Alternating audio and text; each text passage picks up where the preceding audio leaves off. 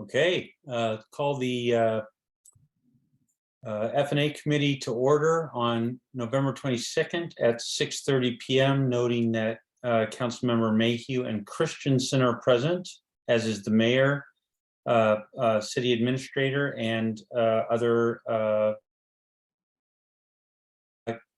Councilmember Christensen. If there's no objection, we'll excuse Councilmember Holloway's absence. See no objection, he is so excused. Any additions or changes to the agenda? Seeing none, if there's no objection, we'll take the agenda as approved. The agenda is so approved. Public comment.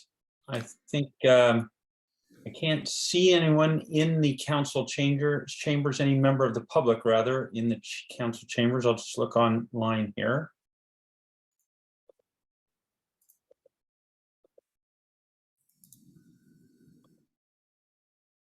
See one attendee who is actually a staff member, probably wants to be promoted, but oh, looks like that's all happening.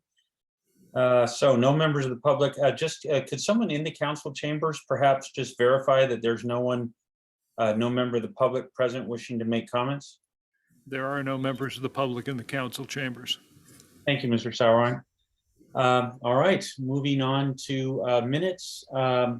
Are there any comments or adjustments to the minutes? No.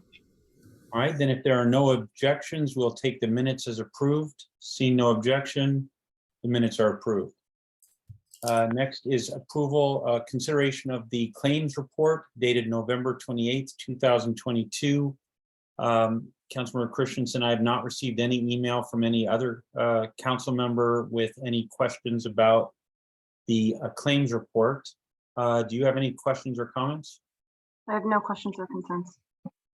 Okay, neither do I. So if there's no objection, we'll take the claims report as approved for forwarding to the council on the consent agenda. Seeing no objection, it is so approved.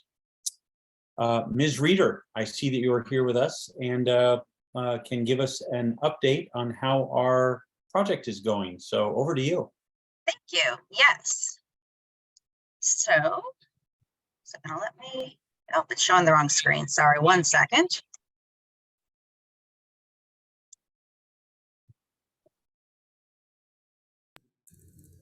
Okay.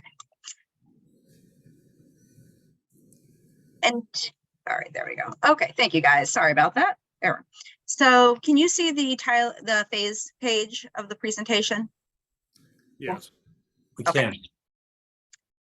So we are still working on the financial piece and the system-wide implementation. We've also started the human capital management piece this last quarter of the year and have been moving through the project steadily. So this evening, want to go over just kind of where we are from a budgeting standpoint, our timeline, and just an overview of the risks we're currently facing. So right now, we have really main focus, our fees have been through either Tyler Technologies, Barry Dunn, or staff that we have hired on to help with the project, such as a data analyst, some engineering finance who help clean up some of the vendor records, things to that extent. We started paying for our software at the beginning of the year, and we've been paying to have the sessions with Tyler throughout this year to utilize and learn how to use this new software. So far, we are on track and have been stated in the budget attended for this first year. We are coming up, and I know that some of this has been brought up in the budget conversations and such, but there are some things over the last month or so we have identified as being items we're going to end up needing to more than likely implement with this project, and will potentially end up requiring additional funds than what is slotted for today. So one of the things we've talked about, or I know it's been talked about, is the need for a business licensing and being a business taxing piece of software. The purchase that we did with Tyler to begin with does not actually involve this module. It is a separate module that they use. There's a general billing feature, but it does not really encompass the full scale of what we need to do and what we have today within Springbrook. Community development is also looking at a permitting software that is compatible with the Tyler product. We are currently researching, or they're currently researching different options, but that is something that we're looking into. Anything that we do go third party with would require technology being able to be either adapted to it or customized for it, or the need for staff to be able to manually move things over. So that's a big consideration in what we do to advance that. I'm currently looking at a few different options. Parks and Public Works, I know recently came to the table with the need we're identified with new laptops. That will be a significant expense that initially was not scoped with this project. And so right now, looking at using some of the contingent funds to do the contingency funds plan for the project. The utilization of the tool will be fully utilized, whereas originally when scoped, the intent was not necessarily there to use it in the field and such, but just to use it as a kind of tracking piece. But we now know that there's so much potential to streamline their jobs and performance in the field as well. The last piece really falls into what we've been using the contingency funds so far for, plus additional resources that we're going to need in that area as well. So we found out as we started this project, and it was assumed at the start, that we would need different staff to help support at different times, temporary individuals to come in. We've had, as I mentioned before, a data analyst that is in. He is helping doing all the conversion of data and streamlining from the different systems and setting it up to go into the new system. We've had individual who's helping support on the finance team, help put together our vendor list and clean up that information and data. There is now looking at, and I've hired on in the Parks and Public Works realm, company to come in and do the irrigation survey for us. We do not have the ability in-house to do that, the staff knowledge or the tools necessary, but these are pieces that we need to be able to start using these tools as we move down the road. Looking towards the end of the year, the initial budget for this, Drew has been working, we've been talking about this. Once budget gets done, we will do some more in-depth review of this, but we know that the initial amount of funds will not necessarily cover this continued expense as we move forward. So we wanted to make sure that you guys are aware now as we're starting to plan this, and we will come back later on at the beginning of next year or so, once we have a little more information on specifically what will be needed and how we'll be addressing or want to address that and cover that with you guys then. Any questions here? So I'm just curious. So it sounds like there's a lot of sort of scope expansion going on, and sort of some discussion, maybe contingency funds will be used, but then maybe we'll run out of money. So just as that comes forward, I just encourage us to sort of separate things that are additional scope and then kind of the price with that, as opposed to the original scope and kind of how we're doing on the cost for that. That'll just sort of help us, the council, understand, oh, right, you want to add this thing, got it, we understand, that's the price tag with that, okay, we got to find the money for that. But just kind of helping us to sort of see clarity between the new stuff and its cost versus how we're doing, even if we have some excess like contingency that we may not need to use on the original scope. Just kind of laying it out like that, I think might be helpful. So we can so give that some thought. Yeah. Yeah, no, thank you. That's good feedback. And I'll make sure as we work forward with that, I'll make sure and we line it up that way as well. Councilor Christensen, any questions or comments? Nothing further, just I do want to agree with the comment that you said that I think it would be helpful to divide it out that way, just so it's very clear to council where the overages are coming from. So thank you. It's a very thorough report and I appreciate it. Thank you. Yeah, for example, Ms. Rita, there was, I think, hopefully I'm not misstating this, but I think there was something that was proposed to be added for Parks and Public Works. It was going to have some additional cost, meters maybe, so probably not Parks and Public Works, probably utilities. But anyway, my observation was that the council seemed supportive of that and trying to find the funds for that. So I think just helping us to understand, here's what's additional, here's the benefit, and here's the cost. Yeah. No, that makes a lot of sense. Drew and I have had some initial conversations, and I'll make, as we move forward and kind of have that, we're going to relook at how everything's laid out. There's money I know being moved around and such like that too, from different groups to cover things and such. So we'll make sure and lay that out so that it's currently what was anticipated and then what's changing or moving as well and what's needed there. Great, that's fantastic. And by the way, I've noticed in cases where contracts, so not so much here in IT, but I think it would be the same, but especially over in Parks and Public Works, where they're able to come in on projects with, coming in under budget or without having to use their contingency. the council seems very inclined to then, consider options to use that money for sort of tertiary or related projects. So I think laying it out like that will be well received by the council. Thank you. I appreciate that feedback. That's really good. Much appreciated. All right. Anything else for us tonight? So just kind of right now, this is what a potential kind of the schedule looks like over the next couple months. The things that are grayed out, or actually through the duration of the project, focusing on the next couple months. The grayed out areas are areas that will potentially be added depending on what choices made in the future. But everything that is in the black is what we've currently have scoped and is part of this project today. Last but not least, the one thing I want to point out tonight to you guys, just as it's a big deal, at least from my point of view, we have finished the chart of accounts phase of this project. It is officially the initial building block of it is in our, what we'll call our production environment. It'll get maintained, updated, and done as we go along and continue to move. But we're actually able to kind of close that milestone, and the finance team really deserves great kudos for their work to get that done this year. So just want to throw that out there. Ms. Reeder, thanks for mentioning that. That is a fantastic achievement. Having done a number of these kind of implementations myself, that's just a great milestone. Congratulations. Thank you. But yeah, that is all I have for you this evening. Unless you have any other questions. I don't. Councilmember Christensen, any other questions? No. Thank you, Ms. Reeder, for the update. We'll look forward to your next update. Thank you. Talk to you guys later. Have a great holiday. You as well. Thank you. All right, Agenda Bill 22-162, which is the biennial budget amendment. It's was in our advanced materials, fairly well laid out what was going on. Councilmember Christensen, if you're interested, we could ask for a presentation. I found it relatively straightforward, being a financial guy. But we could do that, or if you found it satisfactory, we could just move it on to full council. Any what would be helpful to you? I'm comfortable just moving it on to council. All right, then. Then if there's no objection, we'll approve this for moving to the full council on the at the next council meeting. Seeing no objection, so approved. F&A work plan update. I scanned that. It looked pretty straightforward. Is there anything that anyone wants to bring to our attention? Or Councilmember Christensen, did you have any questions about that item?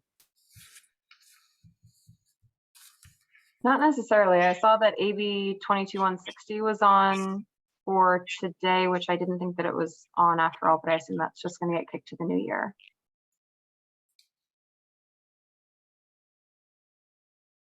Right, is that correct? Is Ms. Ferguson or someone from administration able to confirm that that's being put? Oh, wait, I see that on the December 6th meeting agenda. Is that what you're looking at? Yeah, Yeah. I was mistaken. Apologies. No problem. Okay, if there's no other questions, then we'll move on to the next item, which is review of the council agenda. I have a question just regarding the roundtable agenda. Is that there's an executive session listed? Is the purpose of that roundtable also to discuss the budget? No, the roundtable will be one item dealing with labor negotiations. Got it. Thank you. Okay. And then let's scroll down. Sorry, any questions on the roundtable agenda, Councilmember Christensen? Nope. Let's move on down the agenda. Instead of executive session. Okay. All right, the biennial budget public hearing. Is that correct? There was a public hearing.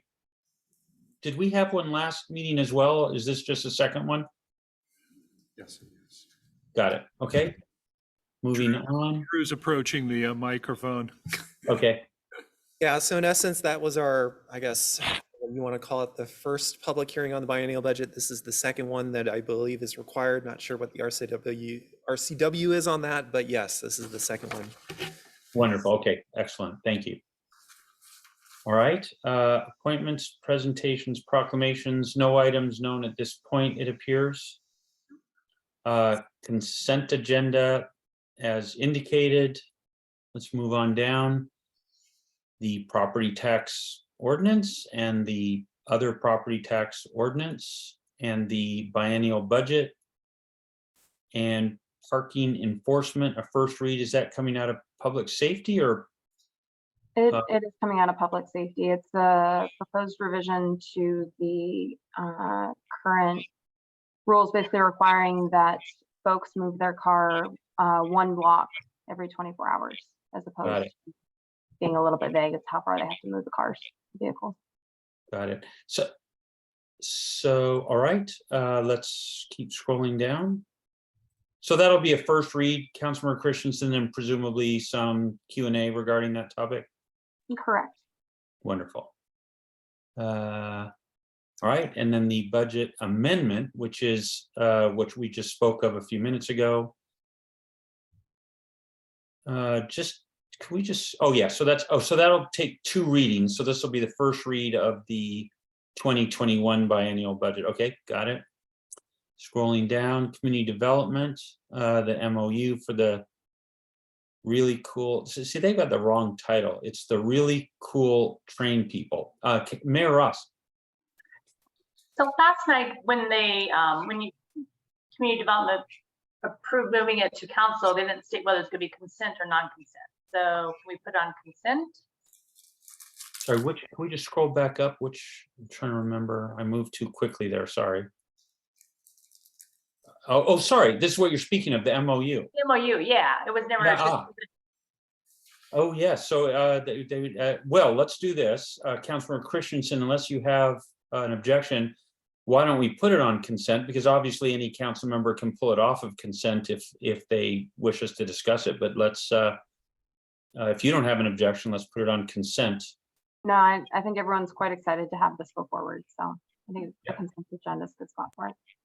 Great, thank you, Mayor Ross. Yes, please. So move the AB 22-142 to the consent agenda. Let's keep scrolling down. Sorry, I'm going quickly. Is Ms. Dean, are you capturing that okay? I should be checking in with you. Thank you. Yes, I have it all. Good, thank you.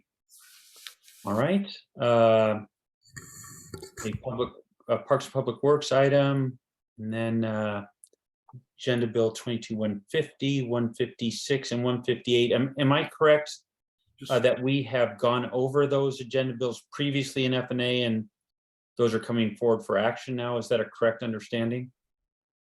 Yeah. Oh, sorry, Mayor Ross. Sorry, I didn't see your hand. So the AB 22-146 is on consent, so that should be moved up. Great. Ms. Dean, you have that? Got it. Wonderful. And then am I correct on 150, 156, and 158 that those have already gone through this committee and they're just going now for action? Or did someone just remind me?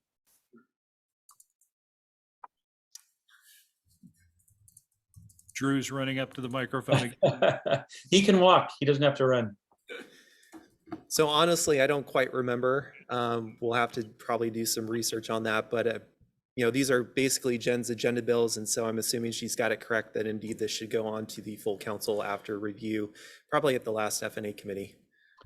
I certainly recall going over these topics. Do you as well, Councilmember Christensen? Yes, I do. I am sorry to say I don't remember exactly what the ultimate disposition was, but moving it forward to council seems like an appropriate action. Yes. So then let's just in the event that that wasn't previously approved, why don't we, if approve now, if there's no objection, we'll approve 150, 156, and 158 as going forward to the full council. See no objection, so approved. All right. And then legislative priorities discussion, committee of the whole. And that's our meeting. Any other comments, Mayor Ross? So the three items you just talked about, 150, 156, and 158, are included in the budget. So how do you want to order these? Or maybe Sturbank can help us on what needs to be approved before you approve the budget. Maybe. So my suggestion was going to be earlier that perhaps we do the budget later in the meeting, but I was thinking, we could do that now, or possibly just at the council meeting, we could sort of reorder things. But my suggestion would be to get through all of the business, if you will, all the agenda bills that are here, then do the budget, and then just so that we sort of aren't going back and forth or wondering, oh wait, do we have to do that one first? Let's just do the budget after the others. But there any different thought than that? Good.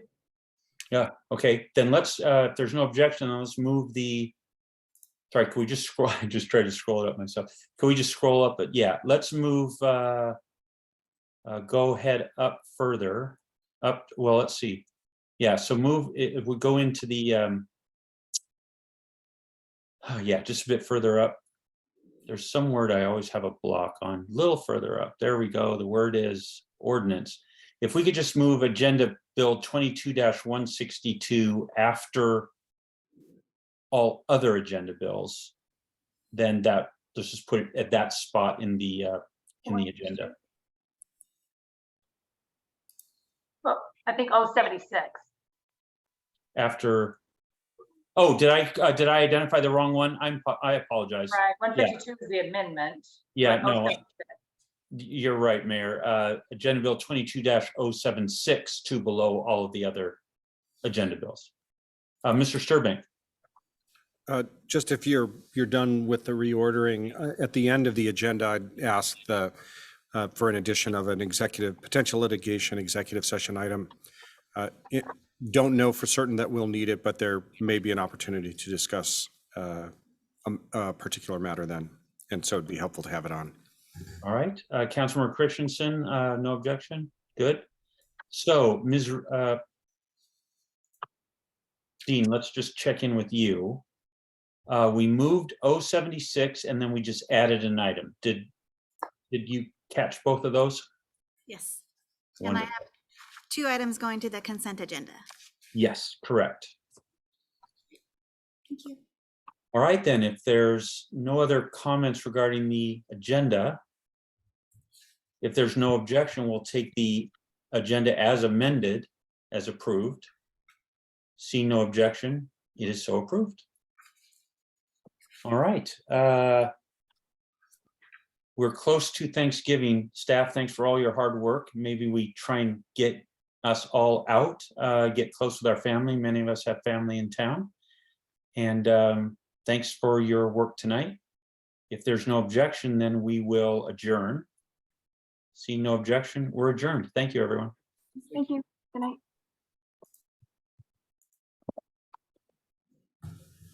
Can we, the three of us, do a quick huddle? Yeah, what's the RCW?